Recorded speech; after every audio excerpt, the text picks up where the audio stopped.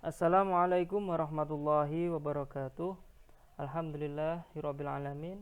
Mari kita panjatkan rasa syukur kepada Allah Subhanahu wa taala karena Allah telah memberikan kenikmatan kepada kita, di antaranya adalah nikmat sehat, dan nikmat yang lain adalah nikmat kita masih diberikan kesempatan untuk belajar, untuk thalabul ilmi, terkhusus pada mata pelajaran sejarah kebudayaan Islam. Di kelas 11 ini, materi pertama yang akan kita pelajari adalah perkembangan Islam pada masa Daulah Bani Abbasiyah. Jadi saya akan jelaskan berkenaan sejarah lahirnya Daulah Bani Abbasiyah sekaligus khalifah-khalifah yang memimpin pada masa Daulah Bani Abbasiyah. Daulah Bani Abbasiyah ini lahir pada tahun 132 Hijriah atau 750 Masehi.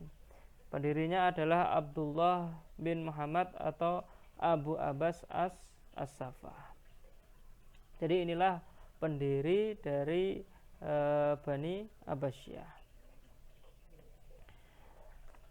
Sebelum kita melanjut materi berikutnya, maka kita perlu memahami bersama berkenaan latar belakang berdirinya Daulah Bani Abbasiyah.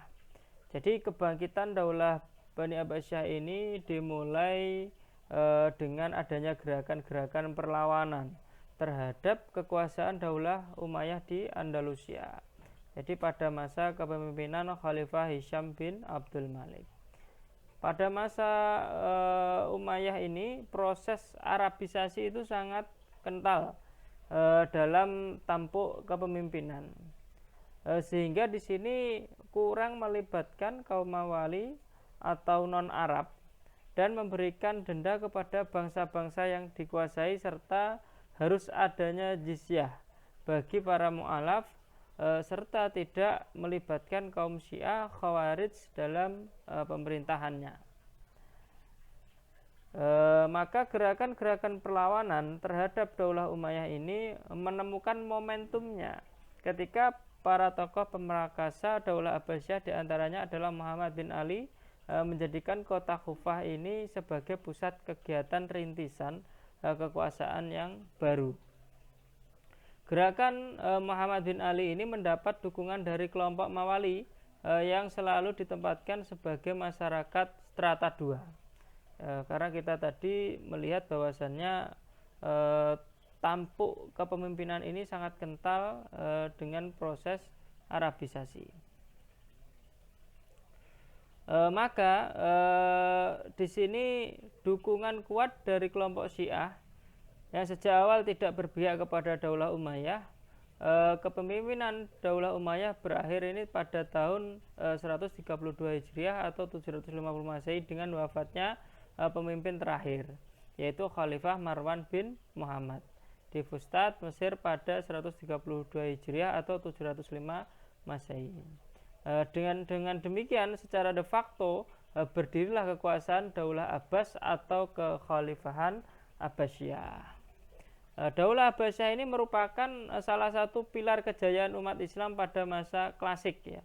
Jadi pada zamannya ini tidak ada bangsa yang menandingi gemerlapnya peradaban dan kemajuan ilmu pengetahuan yang berkembang pada masa itu, sehingga bisa dikatakan bahwa zaman keemasan Islam muncul pada saat itu.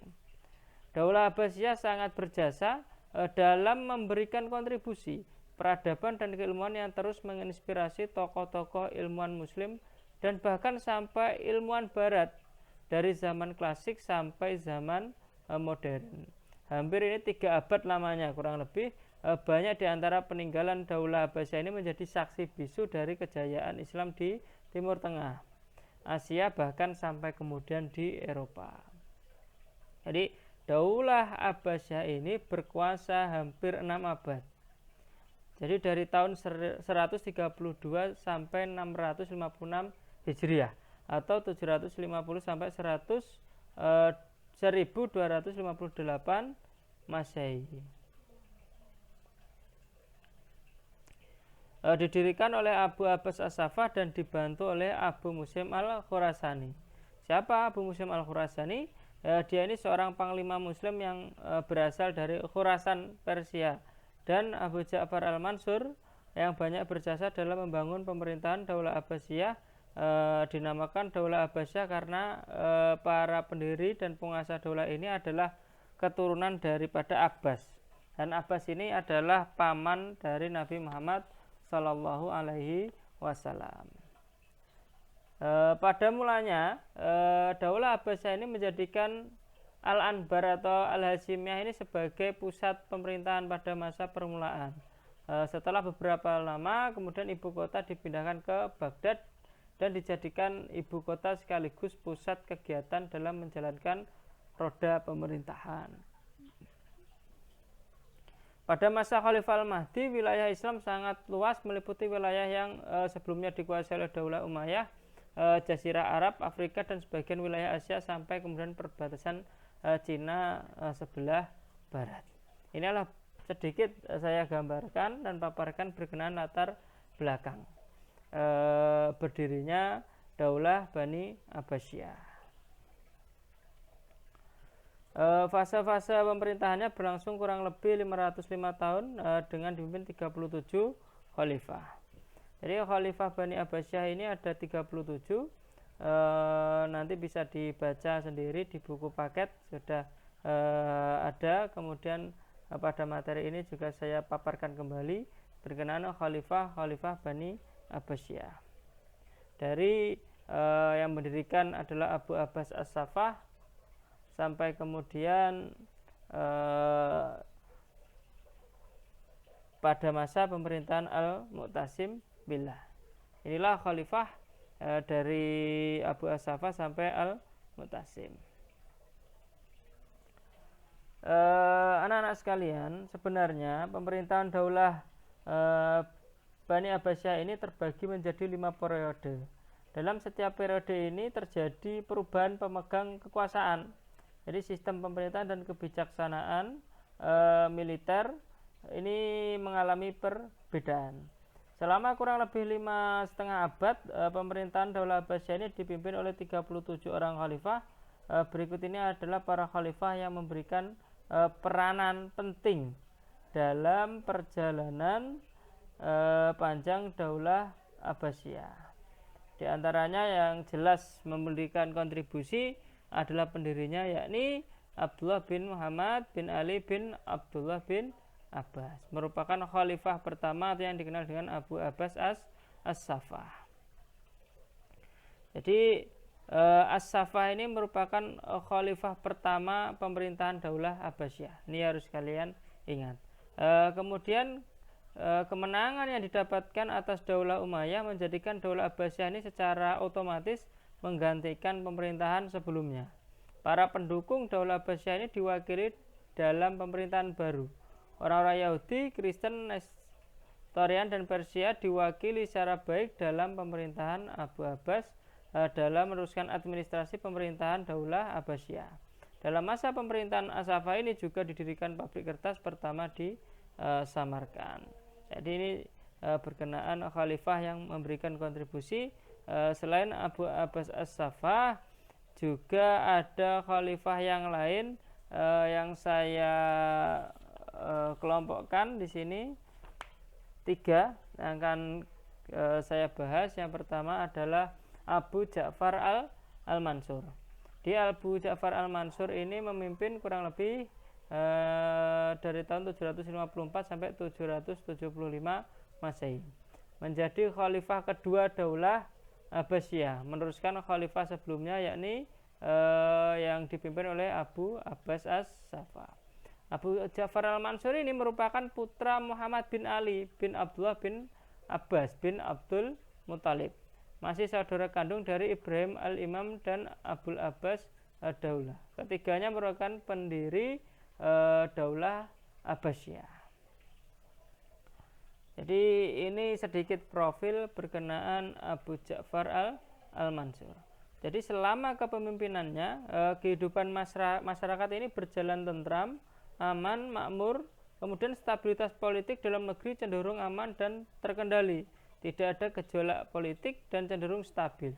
Jadi Khalifah Abu Ja'far Al-Mansur ini sangat hati-hati dalam melangkah dan mengambil sikap terhadap pihak-pihak yang berseberangan dengan kebijakan Khalifah. Khalifah Abu Ja'far Al-Mansur berangkat untuk menunaikan ibadah haji di penghujung pada tahun 158 Hijriah. Namun dalam perjalanannya ia sakit lalu kemudian meninggal dan wafat dalam usia 63 tahun dan menjadi khalifah selama kurang lebih 22 tahun. Ini profil singkat Abu Ja'far Al-Mansur. Selanjutnya adalah Al-Mahdi. Jadi Muhammad Al-Mahdi bin Al-Mansur ini dibaiat menjadi khalifah sesuai dengan wasiat ayahnya pada tahun 158 Hijriah atau 775 Masehi. Muhammad Al-Mahdi dikenal sebagai seorang yang sangat dermawan dan pemurah. Pada masa pemerintahannya, kondisi dalam negeri saat itu sangat stabil dan tidak ada satu gerakan penting dan signifikan pada masanya.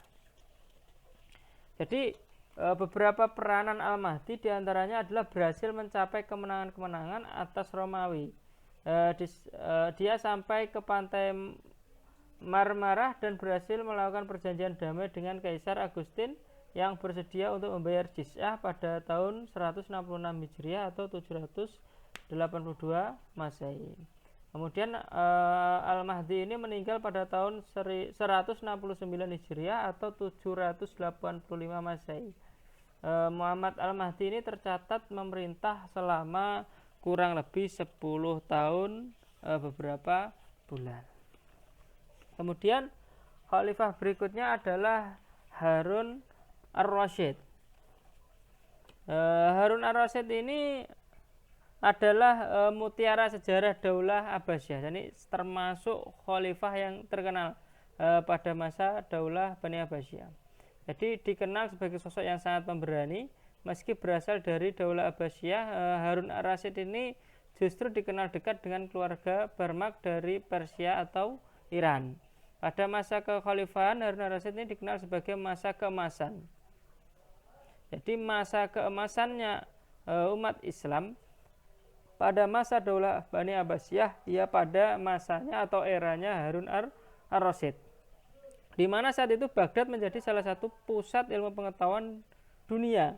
Jadi perhatian Khalifah Harun Ar-Rasyid yang begitu besar terhadap kesejahteraan rakyat serta kesuksesannya mendorong perkembangan ilmu pengetahuan, teknologi, ekonomi, perdagangan, politik, kemudian wilayah kekuasaan dan peradaban Islam. Jadi Harun Ar-Rasyid ini kurang lebih memimpin selama 23 tahun. Dan pada masa Harun Ar-Rasyid ini juga bermuncul berbagai macam ilmuwan Muslim yang sangat hebat dan terkenal pada masa itu dan mempengaruhi dunia sains. Di antaranya adalah Khwarizmi yang menulis kitab Al-Jabar, dan Jabir Ibnu Hayyan, seorang pakar ilmu kimia atau yang dikenal dengan Bapak Kimia. Menjadi khalifah cukup muda Harun Ar-Rasyid ini, yaitu di usia 22 tahun dan wafat di usia yang cukup muda juga, yakni pada usia 45 tahun. Jadi ini sedikit biografi atau profil singkat khalifah-khalifah terkenal pada masa pemerintahan Daulah Bani Abbasiyah dari 37 khalifah yang lain. Sebenarnya kalau ingin kita gali lebih lanjut, dari ke-37 khalifah ini memiliki nilai plus masing-masing. Jadi namun di sini saya hanya memaparkan 3, nanti selebihnya bisa kalian gali sendiri dari informasi-informasi yang lain. Mungkin itu saja yang bisa saya sampaikan. Pada pertemuan berikutnya nanti kita akan bahas periodisasi kepemimpinan Daulah Bani Abbasiyah dari 37 khalifah ini. Karena sangat panjang maka periodisasinya terbagi menjadi cukup banyak, ada 5. Jadi fase pembentukan ini dipengaruhi oleh Persia, kemudian fase pengaruh Turki pertama, kemudian dipengaruhi oleh dinasti Buwayhi atau Persia kedua, kemudian fase selanjutnya adalah kekuasaan Bani Saljuk atau Turki kedua, dan yang terakhir adalah fase kelemahan. Pada fase ini Daulah Bani Abbasiyah tidak terlalu dipengaruhi dari beberapa negara atau keturunan. Namun justru di fase inilah adalah fase lemahnya Daulah Bani Abbasiyah. Jadi ini saja yang bisa saya sampaikan. Nanti ke depan kita lebih gali lebih dalam lagi berkenaan periodisasi kepemimpinan Daulah Abbasiyah. Kalaupun ada hal-hal yang keliru atau kurang dalam penyampaiannya, saya mohon maaf. Akhirul kalam, wassalamualaikum warahmatullahi wabarakatuh.